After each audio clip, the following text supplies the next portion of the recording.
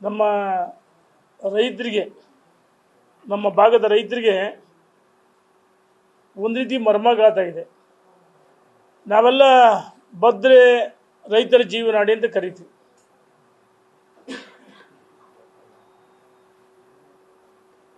ಆ ಭದ್ರೆ ನೀರನ್ನು ನಂಬಿ ನಮ್ಮ ರೈತರ ಬದುಕನ್ನು ಕಟ್ಕೊಂಡಿದ್ದಾರೆ.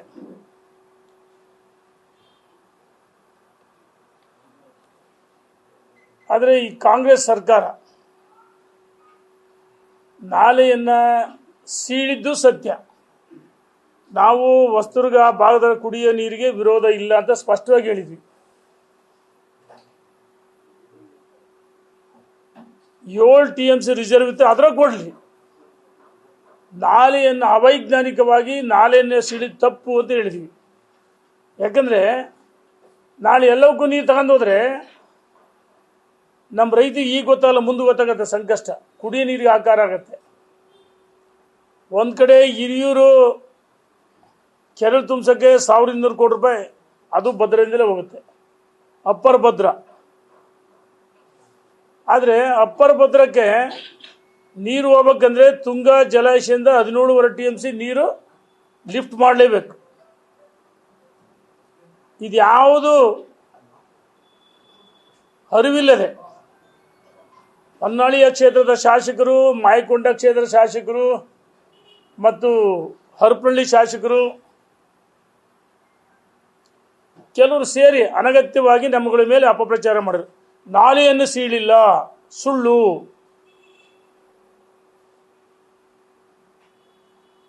ನಾಲೆ ಸೀಳಿದ್ದು ಸತ್ಯ. ನಮ್ಮ ಹೋರಾಟ ಭದ್ರಾ ಜಲಾಶಯದಿಂದ ಹಿಡಿದು ಶಿವಮೊಗ್ಗ, ದಾವಣಗೆರೆ ಬಂದು ರಾಷ್ಟ್ರೀಯ ಹೆದ್ದಾರಿ ಶಿವಮೊಗ್ಗ ಬೆಂಗಳೂರುವರೆಗೂ ಹೋರಾಟ ಮಾಡಿದ್ವಿ. ಬೆಂಗಳೂರುವರೆಗೂ ನಿರಂತರವಾಗಿ ಹೋರಾಟ ಮಾಡಿದ್ವಿ. ರೈತರು ಎಲ್ಲ ಕಡೆ ಸ್ವಯಂ ಪ್ರೇರಣೆಯಿಂದ ತಮ್ಮ ಸ್ವಂತ ಖರ್ಚಿನಿಂದ ತಮ್ಮ ವಾಹನಗಳಲ್ಲಿ ಬಂದಿದ್ದಾರೆ.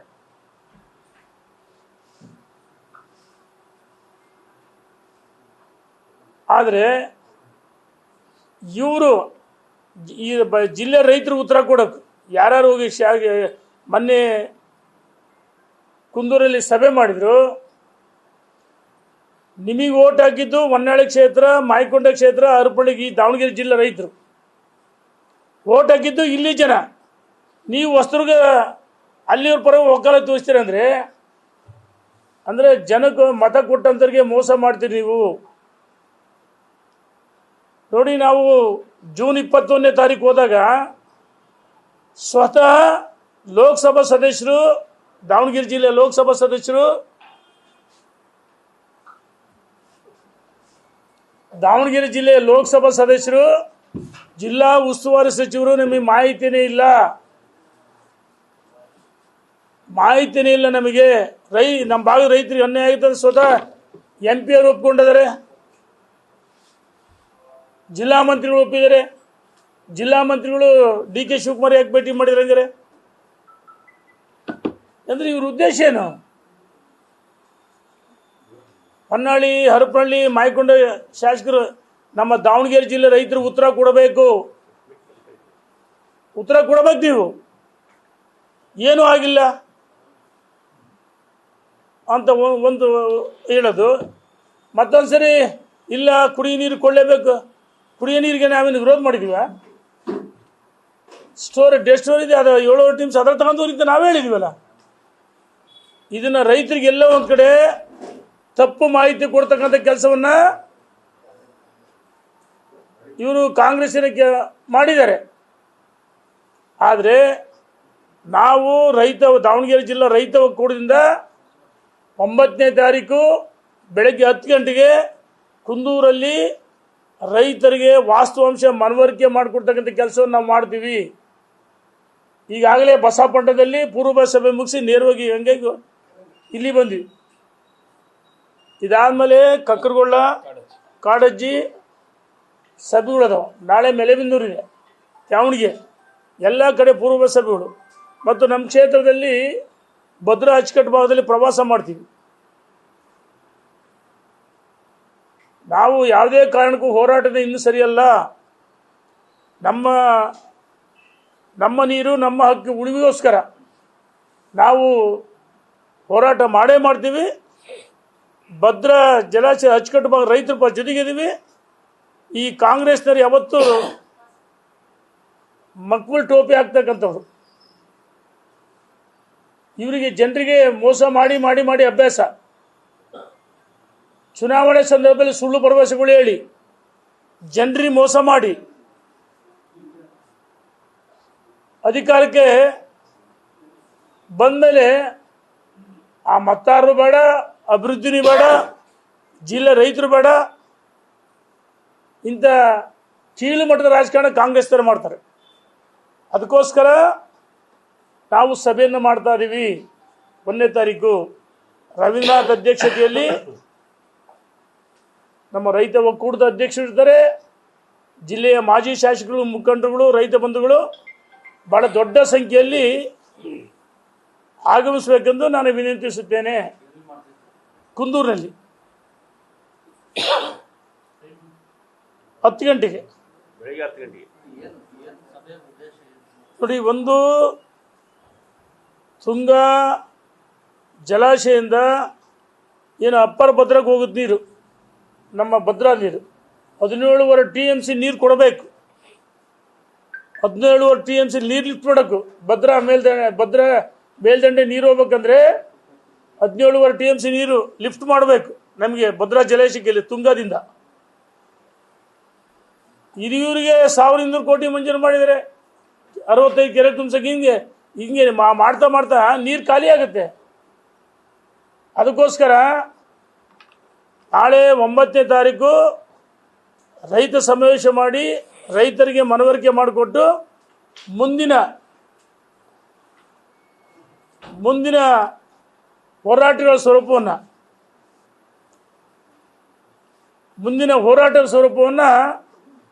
ನಾವು ಕುಂದೂರಿನಲ್ಲಿ ಎಲ್ಲರೂ ಸೇರಿ ನಿರ್ಧಾರವನ್ನು ಮಾಡ್ತೀವಿ. ನಮ್ಮ ರೈತರಿಗೆ ಎಲ್ಲ ಕಡೆ ಜಾಗೃತರಾಗಬೇಕು, ಅವ್ರಿಗೆ ಮನವರಿಕೆ ಮಾಡಿಕೊಡ್ತಕ್ಕಂಥ ಕೆಲಸವನ್ನು. ಅದಕ್ಕೋಸ್ಕರ ಈ ಬಸವಣ್ಣದಲ್ಲಿ ಸಭೆ ಮಾಡಿದ್ವಿ. ಕಕ್ಕರಗೊಳ್ಳ ಇದೆ, ಕಾಡಜ್ಜಿ ಇದೆ, ನಾಳೆ ಮೆಲೆಬೆನ್ನೂರು ಇದೆ, ಪುಟ್ಟಗನಾಳು ಇದೆ, ಈ ಸಂಜೆ ಪುಟ್ಟಗನಾಳು ಇದೆ. ನಾಳೆ ಮೆಲೆಬೆನ್ನೂರಲ್ಲಿ ಆ ಭಾಗದ ರೈತರು ಪೂರ್ವ ಸಭೆ ಕರಿತಿದ್ವಿ ಬೆಳಗ್ಗೆ 11 ಗಂಟೆಗೆ. ಮಧ್ಯಾಹ್ನ ಮೇಲೆ ತ್ಯಾವಣಗಿ ಭಾಗದಲ್ಲಿ ಮೀಟಿಂಗ್ ಕರಿತೀವಿ. ಇನ್ನು ಹೊನ್ನಾಳಿ ಭಾಗದಲ್ಲೂ ಸಹ ಪ್ರವಾಸ ಮಾಡ್ತೀವಿ, ಭದ್ರಾ ಅಚ್ಚುಕಟ್ಟು ಭಾಗದಲ್ಲಿ. ಅದಕ್ಕೋಸ್ಕರ ದೊಡ್ಡ ಸಂಖ್ಯೆಯಲ್ಲಿ ರೈತರು ಆಗಮಿಸಬೇಕಾಗಿ ನಾವು ವಿನಂತಿಸುತ್ತೇವೆ. ಎಲ್ಲೋ ಒಂದು ಕಡೆ ಹಿಂದೂ ಕಾರ್ಯಕರ್ತನ ಟಾರ್ಗೆಟ್ ಮಾಡ್ತಾರೆ ಈ ಸರ್ಕಾರ, ಜಿಲ್ಲಾಡಳಿತ. ಹಿಂದೂ ಕಾರ್ಯಕರ್ತರು ಟಾರ್ಗೆಟ್ ಮಾಡ್ತಿದ್ದಾರೆ. ಹಂಗಂತೇಳಿ ನಾವೇನು ಅಲ್ಪಸಂಖ್ಯಾತರ ಖಂಡಿತ ವಿರುದ್ಧ ಅಲ್ಲ. ನಾವೆಲ್ಲ ಸಾಮರಸ್ಯದಿಂದ ವೋಟ್ ಬ್ಯಾಂಕ್ ರಾಜಕಾರಣ ಮಾಡಬಾರ್ದು. ಹಿಂದೂ, ಮುಸಲ್ಮಾನ್, ಕ್ರೈಸ್ತರು, ಭಾರತ ಮಾತೆಯ ಮಕ್ಕಳು ಸಾಮರಸ್ಯದಿಂದ ಇರಬೇಕು. ಸಮಾಜದಲ್ಲಿ ಅಶಾಂತಿ ಮೂಡಿಸ್ತಕ್ಕಂಥ ಕೆಲಸವನ್ನು ಮಾಡಬಾರ್ದು. ಆದರೆ ನಾಳೆ ಎಲ್ಲೋ ಒಂದು ಕಡೆ ನಮ್ಮ ಹಿಂದೂ ಕಾರ್ಯಕರ್ತರ ಗುರಿಯಾಗಿ ಇಟ್ಕೊಂಡು ಈ ಸರ್ಕಾರ, ಜಿಲ್ಲಾಡಳಿತ ನಮ್ಮ ಸತೀಶ್ ಪೂಜಾರನ್ನ ಗಡೀಪಾರು ಮಾಡಬೇಕಂತ ಚಿಂತನೆ ನಡೆದಿದೆ. ವಿಷಯ ಮಾಹಿತಿ ಹೊರಬಿದ್ದಿದೆ. ನಾವು ಹೇಳ್ತಾ ಇದೀವಿ, ಒಬ್ಬ ಸತೀಶ್ ಪೂಜಾರಿ ನೀವು ಗಡೀಪಾರು ಮಾಡಕ್ಕೆ ಹೋದ್ರೆ ಹಿಂದೂಗಳಿಗೆ ಅಪಮಾನ. ಏನು ಮಾಡಿ ಸತೀಶ್ ಪೂಜಾರಿ? ಶಿವಾಜಿ ಮಹಾರಾಜರ ಫ್ಲೆಕ್ಸ್ ಎಲ್ಲ ಅಳವಡಿಸಿದ್ರು, ಅದು ತೆಗಿಬಾರ್ದು, ತಪ್ಪು ಅಪರಾಧನ? ಏನು ಪ್ರಚೋದನೆ ಭಾಷಣ ಮಾಡಿದ್ದಾನೆ? ನಿಮ್ಮ ಕಾಂಗ್ರೆಸ್ಸಿನ ಶಾಸಕರುಗಳು, ನಿಮ್ಮ ಕಾಂಗ್ರೆಸ್ಸಿನ ಸಚಿವರುಗಳು ಆ ಜಮೀರ್ ಅಹಮದ್ ಮಾತು ಕೇಳಿದರೆ ಇವರೆಲ್ಲ ಹಿಂದೂಗಳ ವಿರುದ್ಧವಾಗಿ ಒಬ್ಬ ಮಂತ್ರಿಗಳು ಅನ್ನೋದು ಮರೆತು ಉದ್ದಟತನ ಮಾತಾಡ್ತಾರೆ ಸಚಿವರುಗಳು. ಈ ಸರ್ಕಾರ ಮಾತಾಡುತ್ತೆ. ಹಂಗಾರೆ ಚಾಮುಂಡಿ ಬೆಟ್ಟ ಹಿಂದೂಗಳ ಆಸ್ತಿ ಅಲ್ಲ ಅಂತ ಹೇಳಿದ್ರೆ DK ಶಿವಕುಮಾರ್, ಇದು ಹಿಂದೂಗಳು ಮೋಸ ಮಾಡಿದ್ದಾನೆ ಅಂದರೆ ಹಿಂದೂಗಳ ವಿರುದ್ಧ ನೀವು ಏಮಕ್ಕಂತ ಮಾತಾಡ್ಬೋದು. ಧರ್ಮಸ್ಥಳ ಮಂಜುನಾಥ ಸ್ವಾಮಿಗೆ ಅಪವಿತ್ರ ನೀವು ಮಸಿ ಬಳಿಯ ಕೊಟ್ಟಿದ್ರಿ.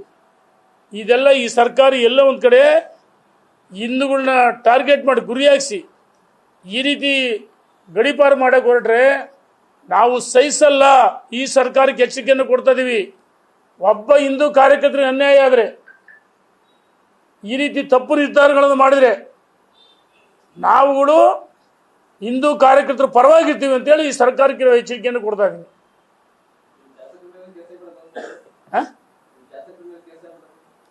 ನೋಡೋಣ, ಅದು ನನಗೆ ಮಾಹಿತಿ ಇಲ್ಲ.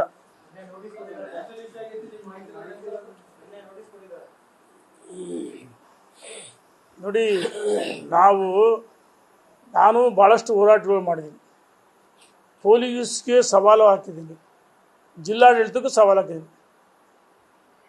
ಈಗ ಯಾರೇ ಆಗಲಿ ಕಾಂಗ್ರೆಸ್, ಈಗ ದೇಶಪಾಂಡೆ ಅಲ್ಲಿ ಹಳಿಯಾಳದ ಆ ಭಾಗದಲ್ಲಿ ಆಸ್ಪತ್ರೆಗಳಿಗೆ ಒಬ್ಬ ಹಿರಿಯ ಪತ್ರಕರ್ತೆ ಹೆರಿಗೆ ಮಾಡಿಸ್ತೀವಿ ಅಂದರೆ ಅಷ್ಟು ದೊಡ್ಡ ಅಪರಾಧ ತಾನೆ. ಒಬ್ಬ ಹಿರಿಯ ಸಚಿವರು, ಒಬ್ಬ ಭಾಳಷ್ಟು ಇಲಾಖೆಗಳಲ್ಲಿ ಆಡಳಿತ ಮಾಡಿದಂಥ ಅನುಭವ ಇರ್ತಕ್ಕಂಥವ್ರು, ಕೆಪಿಸಿ ಮಾಜಿ ಅಧ್ಯಕ್ಷರು, ಸೀನಿಯರ್, ಒಬ್ಬ ಮಹಿಳೆಗೆ ಅಪಮಾನ ಮಾಡಿದ್ರಲ್ಲ, ಅದು ತಪ್ಪೇ. ಇದ್ರ ಜೊತೆಗೆ ನಾವು ಹೇಳೋದು ಮಹಿಳೆಯರಿಗೆ ವಿಶೇಷವಾದ ಒಂದು ಗೌರವ ಕೊಡ್ತೀವಿ. ನಾವು ಹೋರಾಟ ಮಾಡಿದ್ವಿ, ನಾವು ಕಾಂಗ್ರೆಸ್ ಏಜೆಂಟ್ ಅಂತೀವಿ, ಜಿಲ್ಲಾಡಳಿತ SP DC ಕಾಂಗ್ರೆಸ್ ಏಜೆಂಟ್ ಅಂತ ಕೆಲಸ ಮಾಡ್ತೀವಿ. ಆದರೆ ಒಬ್ಬ ಮಹಿಳೆಯರಿಗೆ ಯಾರು ಆ ರೀತಿ ಮಾತಾಡಬಾರ್ದು, ಹೋಲಿಕೆ ಮಾಡಬಾರ್ದು. ಯಾವುದಕ್ಕೆ ಹೋಲಿಕೆ ಮಾಡಿದ್ರೆ ಜನ ಭಾಳ ಸೂಕ್ಷ್ಮ ಗಮನಿಸ್ತಾರೆ, ಇದು ಒಳ್ಳೇದಲ್ಲ. ನಾನೇನು ಹರಿಹರ ಶಾಸಕ ಅಪಮಾನ ಮಾಡ, ಇದು ಮಾಧ್ಯಮ ಸ್ನೇಹಿತರು ಕೇಳ್ತಿದ್ದೀನಿ. ಆ ರೀತಿ ಹಗುರವಾಗಿ ಮಾತಾಡಬಾರ್ದು, ನಾಲಿಗೆಯಿಂದ ಹರಿಬಿಡಬಾರ್ದು. ಬಳಸೋಕ್ಕೆ ಭಾಳಷ್ಟು ಭಾಷೆಗಳು ಇರ್ತವೆ. ನಮ್ಮ ನಡವಳಿಕೆಗಳನ್ನ ಜನಕ್ಕೆ ಸೂಕ್ಷ್ಮ ಗಮನಿಸ್ತಾರೆ. ನಮಗೆ ಜನ ಅಧಿಕಾರ ಕೊಡೋದು ಅಭಿವೃದ್ಧಿ ಮಾಡೋಕ್ಕೆ, ಲೂಸ್ ಟಾಕಿಂಗ್ ಮಾತಾಡೋಕ್ಕಲ್ಲ, ನಾಲಿಗೆ ಹರಿಬಿಡೋದ. ಇದನ್ನು ಎಲ್ಲರೂ ಅರ್ಥ ಮಾಡ್ಕೊಳ್ಬೇಕು. ನಾನು ಬರೀ ಇವರೊಬ್ಬರೇ ಟಾರ್ಗೆಟ್, ದೇಶಪಾಂಡೆದು ಹೇಳಿದ್ವಿ.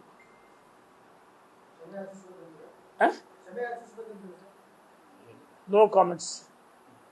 ಯಾರೇ ಮಾತಾಡಿ ತಪ್ಪು, ನಾನು ಮಾತಾಡಿ ತಪ್ಪು ಅಂತ ಹೇಳೋದು. ನಾನು ಜಿಲ್ಲಾಡಳಿತಕ್ಕೆ ಸವಾಲು ಹಾಕ್ತೀನಿ. ಹಂಗಂತೇಳಿ ಲೂಸ್ ಹಾಕಿ ನಾನು ಎಲ್ಲಿ ಹಗುರವ ಮಾತಾಡಲ್ಲ, ಮಾತಾಡಲೂಬಾರ್ದು. ಯಾರೇ ಆಗಲಿ, ನಾನು ಇರ್ಬೋದು, ಯಾರೇ ಇರ್ಬೋದು. ದೇಶಪಾಂಡೆಯವರು ಮಾತಾಡಿದ್ದಾರೆ, ಅದನ್ನು ನಾನು ಹೇಳ್ತಿಲ್ಲ, ಅವರೂ ಮಾತಾಡಿದ್ದಾರೆ. ಒಬ್ಬ ಹಿರಿಯ ಪತ್ರಕರ್ತೆ. ಇದೆಲ್ಲ ಸಮಾಜ ಭಾಳ ಸೂಕ್ಷ್ಮ ಗಮನಿಸುತ್ತೆ. ಏನೇ ಯಾರೇ ಮಾತಾಡಿದ್ರೆ ತಪ್ಪು, ಮಾತಾಡಬಾರ್ದು, ಒಳ್ಳೇದಲ್ಲ. ಜನ ನಮ್ಮ ನಮಗೆ ಜನ ಅಧಿಕಾರ ಕೊಟ್ಟದ್ದು ಉತ್ತಮವಾದ ಆಡಳಿತವನ್ನು ಮಾಡಲಿ, ಜನಪರವಾದ ಒಳ್ಳೆ ಕೆಲಸಗಳು ಮಾಡಲಿ, ಅಭಿವೃದ್ಧಿ ಮಾಡಲಿ ಅಂತ ನಮಗೆ ಜನ ಅಧಿಕಾರ ಕೊಟ್ಟಿರ್ತಾರೆ. ಇದನ್ನು ನಾವೆಲ್ಲರೂ ಅರ್ಥ ಮಾಡ್ಕೊಳ್ಬೇಕು. ಬೆಳಗಾಂನಲ್ಲಿ DSPಗೆ ESP ಅಲ್ಲಿ ASP IPS officer. ಊರನ್ನ IPS promotive ಅಲ್ಲಲ್ಲ, ಅದೇ ಅಡಿಷನಲ್ SP ಬರ್ತಾರಲ್ಲ, ಅವ್ರ ಇದಾಗಿರುತ್ತೆ. ಈಗ ಅಧಿಕಾರಿಗಳ ತಪ್ಪು ಮಾಡಿದಾಗ ಕರೆದು ಹೇಳೋಕೆ ಯಾವ ರೀತಿ, ಆದರೆ ಕಪಾಳಕ್ಕೆ ಒಂದು ರೀತಿ ಅವನು ಬರಲಿ ಕರೆಯಲ್ಲಿ, ಅದು ತಪ್ಪು. ಯಾವನು SP ಅವನು ಕರೆಯಲ್ಲಿ, ಅವನ ಯಾರಿಗೂ ಅಪಮಾನ ಮಾಡಬಾರ್ದು. DC ಗೆ ನಡಿಯ ಇದರ ಮೇಲೆ ಮುಂದೆ ಈ ರೀತಿ ಮುಖ್ಯಮಂತ್ರಿಗಳು ಜವಾಬ್ದಾರಿ ಸ್ಥಾನದಲ್ಲಿ ಇರ್ತಕ್ಕಂಥವ್ರು. ನೋಡಿ, ಭಾರತೀಯ ಜನತಾ ಪಾರ್ಟಿ ಎಲ್ಲೂ ಅಧಿಕಾರಿಗಳ ಆತ್ಮಸ್ಥೈರ್ಯ ಕುಗ್ಗಿಸ್ತಕ್ಕಂಥ ಕೆಲಸವನ್ನು ಮಾಡಲ್ಲ. ನಾವು ಹೇಳ್ತೀವಿ, ಯಾವುದು ಸರ್ಕಾರ ಶಾಶ್ವತ ಅಲ್ಲ, ಹಾಗಾಗಿ ಕಾಂಗ್ರೆಸ್ ಏಜೆಂಟ್ರಂತೆ ವರ್ತನೆ ಮಾಡಬೇಡ್ರಿ ಅಂತ ಹೇಳ್ತೀವಿ ನಾವು. ಕಾಂಗ್ರೆಸ್ ಏಜೆಂಟ್ರಂತೆ ವರ್ತನೆ ಮಾಡಬೇಡ್ರಿ. ಇಡೀ ರಾಜ್ಯದಲ್ಲಿ ನಾವು ಹೇಳೋದು, ಎಷ್ಟು ದಿವಸ ಇರ್ತಾರೆ ಕಾಂಗ್ರೆಸ್ ಅಧಿಕಾರದಲ್ಲಿ? ರಾಜ್ಯದಲ್ಲಿ ಈಗಲೇ ಡೌನ್ಫಾಲ್ ಸ್ಟಾರ್ಟ್ ಆಗೈತಿ. ಇನ್ನು 2 ವರ್ಷ ಅಷ್ಟೇ ಕಾಂಗ್ರೆಸ್ ಅಧಿಕಾರ. ಅದ್ರಿಗೂ ಅಲ್ಲೇ ರಾಜಣ್ಣ ಅವ್ರ ಮಗ ರಾಜೇಂದ್ರ ಮತ್ತು ಮಾಗಡಿ ಬಾಲಕೃಷ್ಣ ಮಧ್ಯೆ ಬಿಗ್ ಫೈಟ್ ನಡೀತೈತಿ. ರಾಜಣ್ಣ ಹೇಳ್ತಾರೆ ನವೆಂಬರ್ ಡಿಸೆಂಬರ್ನಲ್ಲಿ ಕ್ರಾಂತಿ ಆಗುತ್ತೆ ಅಂತ ಹೇಳ್ತಾರೆ. ಅಂದರೆ ಅವ್ರಿಗೆ ನಂಬಿಕಿಲ್ಲ ಈ ಸರ್ಕಾರ ಇರುತ್ತಲ್ಲ ಅಂತೇಳಿ. ನಾನು ಒತ್ತಾಯ ಮಾಡ್ತೀನಿ ಮುಖ್ಯಮಂತ್ರಿಗಳಿಗೆ, ರಾಜ್ಯದಲ್ಲಿ ಆ ರಸ್ತೆಗಳು ಅದು ನೋಡಿಬಿಟ್ರೆ ನಿಜವಾಗ್ಲೂ ನರಕಯಾತನೆ. ಅಷ್ಟು ರಸ್ತೆಗಳು ಹಾಳಾಗಿದ್ದಾವೆ. ರಸ್ತೆಗಳು ಗುಂಡಿ ಮುಚ್ಚಕ್ಕೆ ಇವ್ರ ಹತ್ರ ಹಣ ಇಲ್ಲ. ಸುಮ್ಮನೆ ನಾವು ಅಷ್ಟು ಕೋಟಿ ಬಿಡುಗಡೆ ಮಾಡಿದ್ವಿ, ಇಷ್ಟು ಕೋಟಿ ಎಲ್ಲಿದೆ ಸ್ವಾಮಿ? ರಸ್ತೆಗಳೆಲ್ಲ ಹಾಳಾಗಿದ್ದಾವೆ, ಅಪಘಾತಗಳಾಗ್ತದವೆ, ಓಡಾಡಂಗಿಲ್ಲ. ಏನು ಕೆಲಸ ಮಾಡ್ತದ್ರಿ? ಬೆಳೆ ಪರಿಹಾರ ಕೊಟ್ಟಿಲ್ಲ, ಎಲ್ಲ ಮಳೆ ಹಿಡಿದು ಭಾಳಷ್ಟು ನಷ್ಟ ಆಗಿದೆ, ಅತಿವೃಷ್ಟಿ ಆಗಿದೆ, ಬೆಳೆಗಳು ನಾಶ ಆಗಿದ್ದಾವೆ. ಬೆಳೆ ವಿಸಿಟು ಮಾಡಿಲ್ಲ, ಜಿಲ್ಲಾ ಮಟ್ಟದಲ್ಲಿ ಯಾವ ಅಧಿಕಾರಿಯೂ ವಿಸಿಟ್ ಮಾಡಿಲ್ಲ. ಅಲ್ಲ, ರಾಜ್ಯ ಮಟ್ಟದಿಂದ ಜಿಲ್ಲಾ ಮಟ್ಟ ತಾಲೂಕು ಮಟ್ಟದವರೆಗೂ ಇವ್ರಿಗೆ ರೈತನ ಪರಿಹಾರ ಬಿಡಿ, ಇವ್ರು ಕುರ್ಚಿ ಕಾಳಗೆ ನಡೀತೈತೆ ಅಷ್ಟೇ. Thank you. 9ನೇ ತಾರೀಕು ರೈತರಿಗೆ ಇವತ್ತೇನು ನಮ್ಮ ಭದ್ರಾ ಬಲದಂಡ ನಾಲೆಯನ್ನು ಸೀಳಿ ಅನ್ಯಾಯ, ಅದನ್ನು ರೈತರಿಗೆ ಮನವರಿಕೆ ಮಾಡಿಕೊಡೋದು ಮುಂದೆ ಅವತ್ತು ನಿರ್ಣಯ ಮಾಡ್ತೀವಿ. ಈ ತುಂಗ ಏತ ನೀರು ಲಿಫ್ಟ್ ಮಾಡಬೇಕು, ಇವೆಲ್ಲ ಭಾಳಷ್ಟಿದೆ. ಒಂದು ನಿರ್ಣಯವನ್ನು ಮಾಡ್ತೀವಿ. ಆ ನಿರ್ಣಯವನ್ನು ಮಾಡಿ ನಮ್ಮ ರೈತರ ಪರವಾಗಿ ಏನು ತೀರ್ಮಾನ ಮಾಡಬೇಕು, ನಾವು ಒಬ್ಬರೇ ಅಲ್ಲ, ಇಲ್ಲಿ ಭಾಳಷ್ಟು ಜನ ಮುಖಂಡರುಗಳಿದ್ದಾರೆ, ತೀರ್ಮಾನ ಮಾಡ್ತೀವಿ.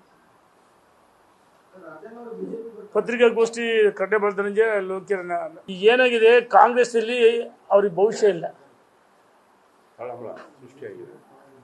ಒಂದು ಸತ್ಯ ಬರೆದಿಟ್ಕೊಳ್ರಿ, ಇದು 100% ಸತ್ಯ. ಆಪ್ತಾರೆ, ನಾನು ಆನ್ ರೆಕಾರ್ಡ್ ಹೇಳ್ತೀನಿ. ಪವರ್ ಶೇರಿಂಗು ಆಗಿರೋದು ಸತ್ಯ. ಏನು ಆ ಪವರ್ ಶೇರಿಂಗ್ನಲ್ಲಿ ಹೊಡೆದಾಟ ಗಲಾಟೆ ಹಾಕವೆ, ಸರ್ಕಾರ ಅಸ್ಥಿರ ಆಗುತ್ತೆ, ಪತನ 100%. ನೀವು ಬರೆದಿಟ್ಕೊಂಡಿರ್ಬೇಕಾದ್ರೆ ಇದನ್ನು ವರದಿ ಬ್ರೇಕ್ ಮಾಡಿರಿ, ಇದನ್ನು ಸುದ್ದಿ ಮಾಡಿರಿ. ಇದನ್ನು 100% ಆಂತರಿಕ ಕಚ್ಚಾಟದಿಂದ ನಾಳೆ ನವೆಂಬರ್ ಡಿಸೆಂಬರ್ಗೆ ಡಿ.ಕೆ. ಶಿವಕುಮಾರ್ ಸುಮ್ಕೂರೋ ವ್ಯಕ್ತಿ ಅಲ್ಲ. ಸಿದ್ದರಾಮಯ್ಯನೂ ಹಠಮಾರಿ. ಪವರ್ ಶೇರಿಂಗು ಸೆಂಟ್ರಲ್ ಮಟ್ಟದಲ್ಲಿ ಆಗಿದೆ ಅಂತ ನನಗೆ ಭಾಳ ಆಪ್ತ ಮೂಲಗಳು ಮುಖ್ಯಮಂತ್ರಿ ಕಡೆಯವರು ಹೇಳಿದ್ದಾರೆ, ನಮಗೆ ಕಾಂಗ್ರೆಸ್ನಲ್ಲೂ ಸ್ನೇಹಿತರಿದ್ದಾರೆ, ಎರಡೂ ಕಡೆ ಹೇಳಿದ್ದಾರೆ. ಅದೇ ಮತ್ತೆ ಹೇಳ್ತಿರೋದು ಏನು ಯಾವುದು ನೋಡಿ, ಡಿ.ಕೆ. ಶಿವಕುಮಾರು ಅವರೇನು ಅಧಿವೇಶನದಲ್ಲಿ ಹೇಳಿದ್ದು 100% ನಾವು ಯಾವತ್ತೂ ಈ ಮಾತೃಭೂಮಿಗೆ ಭಾರತ ಮಾತೆಗೆ ನಮಸ್ಕಾರ ಮಾಡೋದು ತಪ್ಪಲ್ಲ, ಅವರೆಲ್ಲ ಸರಿ ಇದೆ. ಆದರೆ ಎಲ್ಲ ಒಂದು ಕಡೆ ಬಂಡೆ ಪುಡಿ ಆಗ್ಬಿಡ್ತು ಕಾಂಗ್ರೆಸ್ ಮೇಲೆ. ಅದನ್ನು ಡೈವರ್ಟ್ ಮಾಡೋಕ್ಕೋಸ್ಕರ ಚಾಮುಂಡಿ ಬೆಟ್ಟ ಹಿಂದೂಗಳ ಆಸ್ತಿ ಎಲ್ಲ ಡೈವರ್ಟ್ ಮಾಡೋಕ್ಕೋಸ್ಕರ ಹೇಳ್ಬಿಟ್ರು.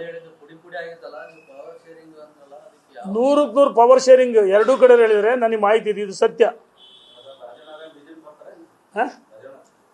ಕಾಂಗ್ರೆಸ್ನಲ್ಲಿ ಏನಾಗಿದೆ, ಅಸ್ಥಿರತೆ ಕಾಡ್ತಾ ಇದೆ. ಏನು ಬೇಕಾದ್ರೆ ಕಾಂಗ್ರೆಸ್ನಲ್ಲಿ ಅವ್ರಿಗೆ ಫ್ಯೂಚರ್ಲಿ ಅಂತ ಭಾಳಷ್ಟು ಗೊತ್ತಾಗಿತ್ತು. ನೋಡಿ, ನಾನು ರಾಜ್ಯದ ಅಧ್ಯಕ್ಷನೂ ಅಲ್ಲ, ರಾಷ್ಟ್ರೀಯ ನಾಯಕನೂ ಅಲ್ಲ, ನಾನೊಬ್ಬ ಸಾಮಾನ್ಯ ಕಾರ್ಯಕರ್ತ. ಅದನ್ನು ರಾಷ್ಟ್ರೀಯ ನಾಯಕರು